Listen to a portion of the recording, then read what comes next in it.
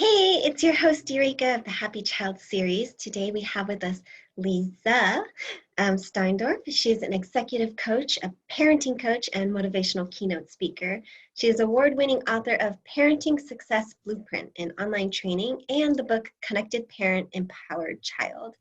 Lisa has an extensive background in world-class multinational corporations, educational institutions, parenting organizations, and nonprofits in over 35 cultures. She delivers powerful messages and practical skills to individuals and organizations who are ready to break through their limitations, find ease amidst challenges, and calm amidst chaos. And aren't we in some chaotic times? She facilitates radical, permanent change and consistent forward movement, especially during the most extreme circumstances. So I'm so excited to interview you today, and thank you for being with us. My pleasure, Eureka. Thanks for having me. Awesome. Can you tell us a little bit about your background, what you do, and a little bit about your journey to get where you are today? Sure, I can. So it really did all start with my own parents, who did the best job that they could do. The best job that they could do. They loved me, both of them, but they brought all of their history and their fears and their challenges with them. My father had been a Vietnam veteran, and at that time there was no term for PTSD, but he brought home all of his rage and fear and trauma from the war. And we, as my sister and myself, caught all of that in the form of both verbal and physical violence. And so I grew up in really challenging circumstances, and I had a hard time discerning love from that kind of anger and aggression, because I know they loved me, they did their best, but there was a lot of dysfunction involved in that. So I did a lot of work to develop myself and to overcome that, became a mediator, a lot of nonviolent communication facilitator, did a lot of training, and I was an absolutely perfect parent until I had a child. And then when I had the child, all that went out, not all of it went out the window, but a lot of it did, because then we only really have what we learned as our training as parents. And so when I recognized that I really didn't have the tool, I had a lot of personal tools. I had transformed a lot about myself, my fears, my anger, my judgments, but I didn't know how to express that in the framework of parenting. And so I went back on the journey again to find best practices and programs and coaching myself. And I came to a place of really a lot of beauty. And I imported a program from Canada. I was living in Germany at the time and working in Europe, which was a peace education program for schools. And it went nationwide. And then I was asked during that time if I would also work with parents, not just with teachers and students. And so I started working with parents, and that's how my parenting work really took off. And that is the foundation or the background from the Parenting Success Blueprint training that's online. And also where my book, Connected Parent, Empowered Child, comes from. It's really that structured program. So as time went on, corporations, I had CEOs or accountants or whoever in my parenting class that they said, wow, we could really use this in our organization. And so I took that work, and it's really the same work. It's about how to understand yourself, how to be a student of yourself, find self-discipline and self-esteem, and integrate that into healthy relationships. And then I started working in organizations, and my degree is in business management. And so I then got certified as a coach and also as an executive coach. And so so I do kind of I have an eclectic audience, if you will. And, but parents are still very much a big part of my life. I have two adult children. My daughter's 21, my son's 25. And I can say with all honesty that what I have expressed in the training and in the book and what I teach absolutely works. When I look at my children, who they are today, and the parent I am today compared to how I was brought up, I promise you, if I could make the changes I've made, anybody can. What would you say that the most drastic change that you made was as a parent? Excellent. Yeah. Actually, it was with my daughter. She was about 5 years old.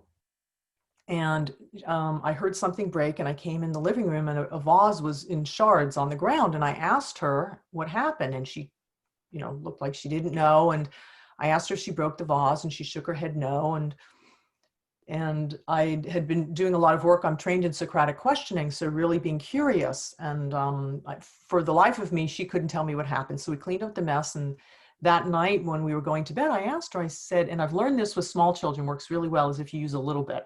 So I said, did you break the vase a little bit? And she could admit to a little bit.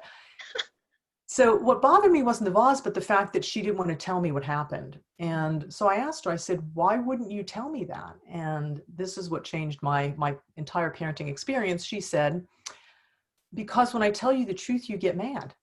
And I don't like that. And I thought that was a really valid point. So I said, okay, I'll make you a deal. I'll not get mad and you tell the truth. Okay, you tell me everything and I promise you I won't get mad. And she said, okay.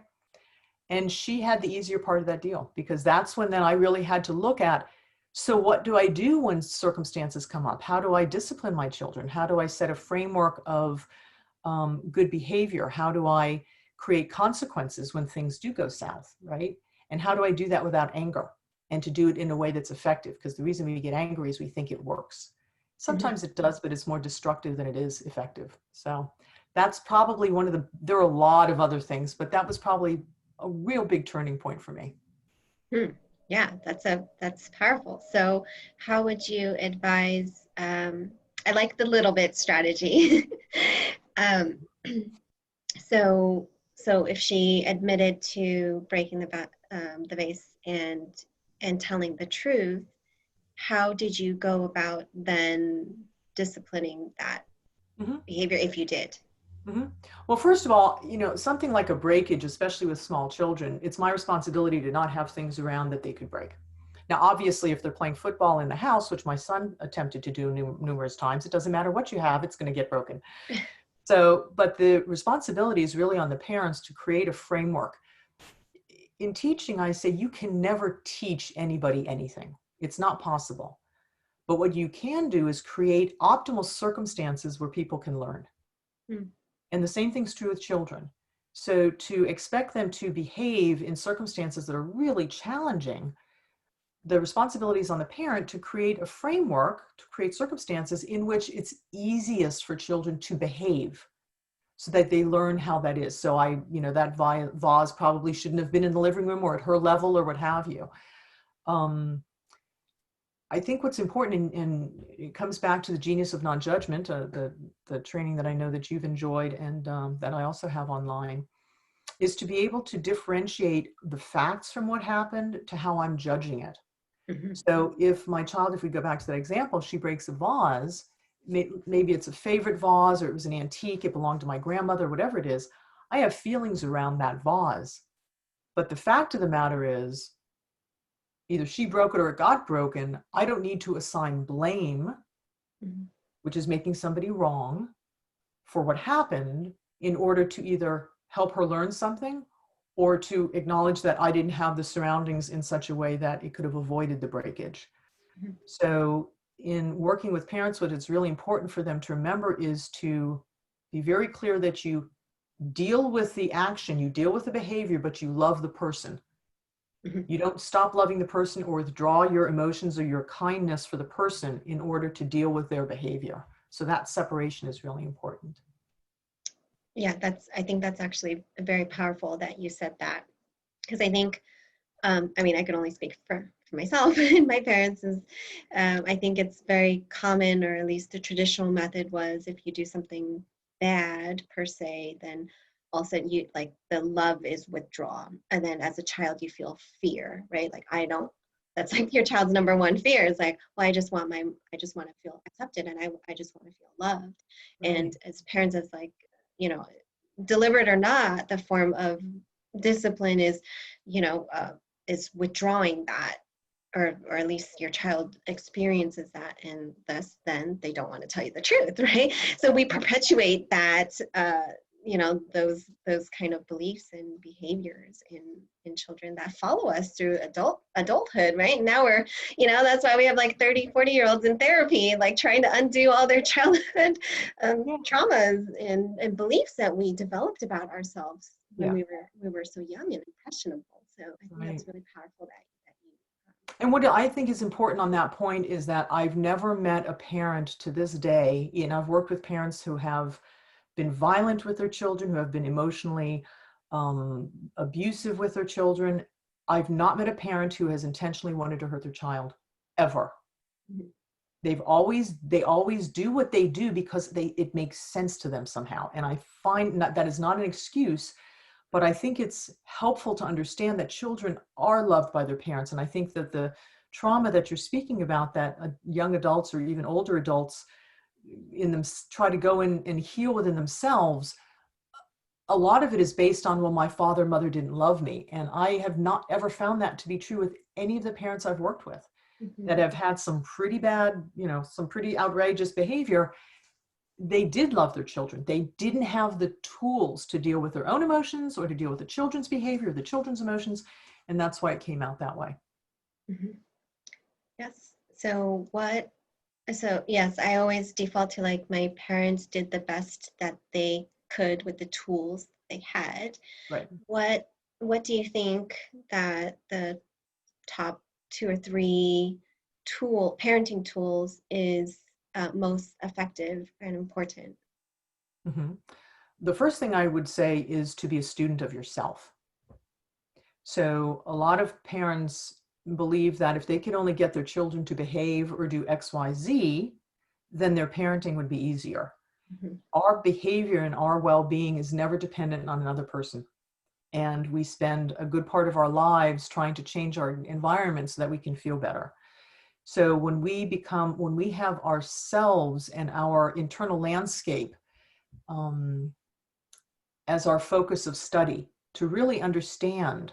So for example, ourselves, that's when we're most powerful. So for example, with my daughter, when she had broken the vase and she said, well, when I tell the truth, you get angry.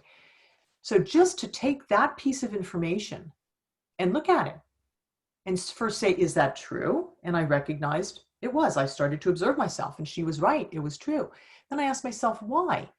Why, if I'm getting information that either I don't like or is new or foreign to me or I have to adjust to, why would anger be my response to that?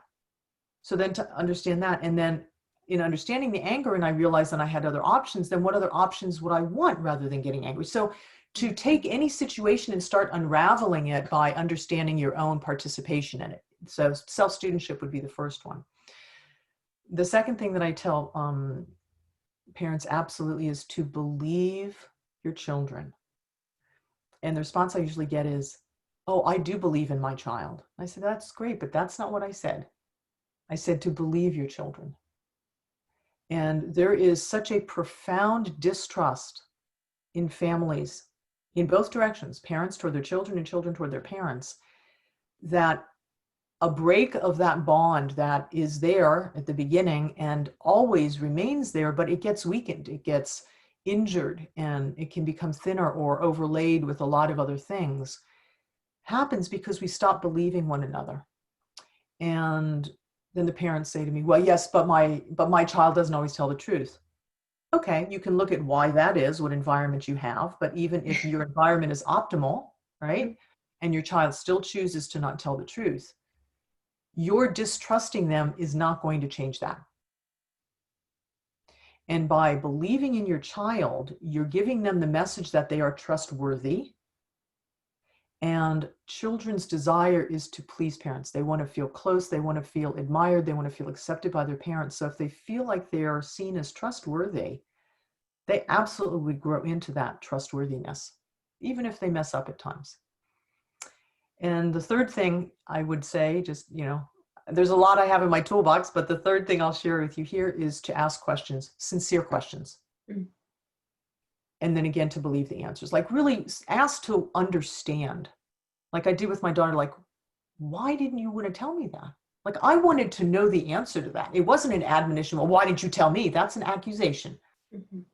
Dressed up, like disguised like a question. But to really want to understand why or what's going on or how somebody's feeling, really desiring to understand another person's world is a beautiful, beautiful thing. And it lets the children feel less alone. And it gives the parents the opportunity to connect with the child in a really beautiful way. Yeah, I love all of those those three.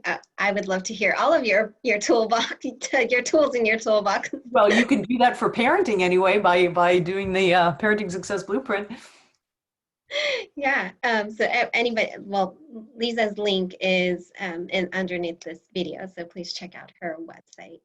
I wanted to touch on the genius of non-judgment, Yeah. because I feel that a lot of times we are constantly judging ourselves, others, the environment. This is good, this is bad, and so moving to like neutral and non-judgment obviously is it's not an easy task. It's something that I've been working on for years, as a foundation of mindfulness, right, is to be non-judgmental and to be curious. And I often find that curiosity, takes away that judgment. But I wanted to ask you, can you talk a little bit about like how we can identify judgments, or how we can separate, the fact from perception?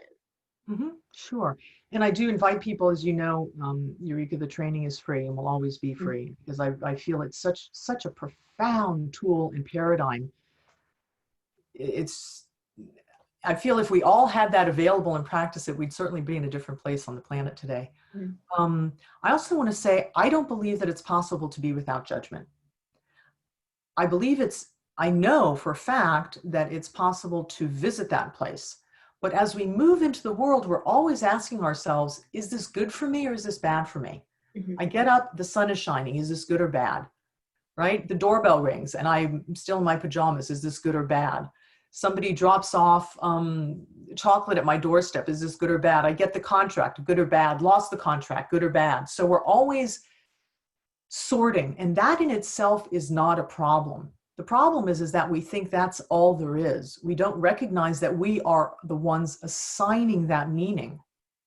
We believe that that contract being lost is literally a bad thing, that the truth is in that, or that the chocolate is a good thing, that the truth is in the chocolate. And we forget that we actually are the power source of those judgments. And so that's the first thing, is to really understand that we are assigning meaning. Things don't have meaning in themselves, because if that were the case, then I've met people who don't like chocolate. It's hard to understand, but it's true. And there are people who love the rain and there are people who hate the rain. So it's not possible for there to be an ultimate truth within those events or objects. So we give those things meaning, and that's how we walk through life. So understanding, first of all, that we are the meaning-making machines, if you will. The second thing, though, is, which you had touched on, is differentiating the fact from how we perceive it or what meaning we give to that, Mhm. right? So again, if we come back, let's just use the vase example, right? The vase is broken on the floor in shards. Those are facts, right? The facts are things that we can observe with our senses: touch, feel, smell, hear, taste. So I could see the shards were on the floor. I could pick them up, feel the glass. I could see the vase was broken. That was a fact. Everybody that came in the room could collaborate with that fact. Right after that is my perception of it. Is this good or bad for me? Right? Maybe I never liked the vase. It was a wedding gift and it was kind of a white elephant, and wow, I finally get to throw it in the garbage. Right? Or, as I said earlier, maybe it was from my grandmother, and it's been an heirloom, and I loved that vase, my favorite piece in the house. And then I'm sad because it's now I can never repair it. So what's important, again, I come back to, is it's my infusing meaning into that situation that gives me the power, because then I can really decide how I want to act in that. And I can also talk about my feelings about that situation, rather than looking at the situation and saying it is this or it is that. Mhm. Does that make sense? Yeah, yeah. So how would one go about, okay, so first of all, like separating the fact, Mhm. which I love. I think a lot of times when I coach people too, I'm like, okay, so tell me what happened. Then they get into the whole story of it, right? Like, this is my experience, this is my perception. But I'm like, no, let's take a step back. And the analogy that I like to use is like, if you were to just view this from a camera, like a camera that's recording, and you Mhm. only have access to the camera, and that's the fact, like, tell it from that perspective. And I think Right. that helps a lot too, because people will then, they're no longer identified with Mhm. their experience of it, and they're just like being able to take a step back and like just Mhm. observing. Yeah. um yeah, so how can one start to practice that, because that's not something that we're taught how to do. That's definitely true. And I like your camera analogy. That's definitely a good tool. What I ask is, what did your senses perceive? Right? He slammed the door. Well, what did your senses perceive? Well, he closed the door with his hand and it was loud in my ears. Right? So he slammed the door already has an emotive decision about what happened in that. Mm-hmm. Um, and then you might find out that the person has multiple sclerosis and they don't have muscle control. And then the door, wanting to close it softly, the door ends up being closed very loudly. So to help people break down what their senses perceived in the situation, but also if you're talking to your children or you're figuring it out for yourself, to understand that, and your perception of it is always valid. So your perception cannot be right or wrong. The fact that the door was open or closed, it can be correct or incorrect. If we look at it and we say, oh, the latch is actually hooked, it is closed. Okay, that's a fact. It's measurable, it's quantifiable. To say that someone slammed the door in my face, there's emotion in that. There's an interpretation of what happened with that door being closed so that the latch was locked in its space. That interpretation, that perception is totally valid, but it's valid only for you. It does not mean that the person who closed that door had the intention to slam it in your face. And so what is important when you know that your perception is valid, then to also understand deeply, and so is theirs. Their perception is valid also. And then that's where the questions come in. So the door was closed, it latched, it made a loud sound. I perceived that as you slamming the door in my face. What happened for you? And then really, as I said earlier, with believing your children and then believing their answer. Mm-hmm. Because when I work with families, and it happens a lot in a constellation, somebody will tell a story or a situation, and they'll say, and this is what was happening for me. I was really sad when you walked out of the room and we were in the middle of the conversation. And then I'll hear somebody else say, oh yeah, sure you were sad, I bet. There's no belief in that. And so that person that shared their feelings about being sad is immediately on the defensive. They're not going to be prone to express their feelings from a vulnerable place again. So to know your perception is valid, to know that only the facts can be correct or incorrect. A perception is never correct or incorrect. It's always valid. But then to check in and know that other people's perceptions are valid, but what are they? And then you have your perception, the other person's perception. That's why I love mediation. And then when you put them together, it's like, wow, those are two completely different worlds from the very same event. Mm-hmm. And that's where conversation and really understanding one another takes place. Yeah, and I just want to throw in there, a lot of times what leads to arguments is trying to convince the other person of that your perception is right. Exactly. And so I love that you said that your perception is your perception and that's valid. Mm-hmm. And their perception is their perception and that's Yeah. valid. And no need to have to try to convince the other person otherwise. You're just Yeah. sharing your perception and hope that they accept it as that was your experience. Yeah. And so like I'm just actually making parallels even to kids, right? Same thing, like the same way that we interact with our partners and like, oh, you did this, and like we can use that same exact parallel with our child, like you did, right? It's like, okay, that was your experience and this is the facts, this is your experience, and this is your perception, and that's Absolutely. valid. I have a really an excellent example from my own son. I picked him up from soccer practice one day and I had purchased some pastries and they were in a bag, and the back seat, I had people with us, and so the back seat was full. There was nowhere to place it. They had their backpacks on their laps. So I took the pastries and I put them on the passenger seat floor. Mm-hmm. And so as my son was getting into the car, I said to him, be careful. I have pastries on the floor of the seat. Okay, he gets in the car and he takes his foot and it goes directly on top of the pastries. And I sat there for a minute and I said to him, and so this is, and coming back to, so in believing somebody, you really have to come from a place of curiosity. So another training I do is on connected communication. And one of the fundamental pieces of that is coming from a place of curiosity. So out of total curiosity, because I had just told him the pastries were on the floor, I said, so I'm curious, did you hear me say that there are pastries on the floor? Mm-hmm. Yes. And I said, and you did agree to not put your foot on it? Yes. And I said, so I just want to understand, why did your foot land on the pastries? And he said, because I underestimated the size of my feet. Oh, Now, this is a kid who grew very fast, right? He was 6'4" at this time. wow. So he really, I'm sure in his physical memory, he had smaller feet that would have allowed a lot of space before he hit that bag of pastries, but he underestimated them. Mm-hmm. If I'd have just started yelling at him, not only would that have been an uncomfortable situation for both of us, but I never would have understood really what was going on for him and how he was going through the world. And then it opened up a conversation about his physical changes and how, he bumps his head on doors and all kinds of things because now he's suddenly in this huge body, which is new for him. Wow. Right? Yeah, that's so insightful because I think we don't come from this place of curiosity. And Right. I actually love that phrase. I think that if we could, before saying anything or accusing, if we just say, I'm curious, or Yeah. I'm trying to help me understand, Mm-hmm. I think that totally can change the direction of that Absolutely. conversation. Absolutely. Super powerful.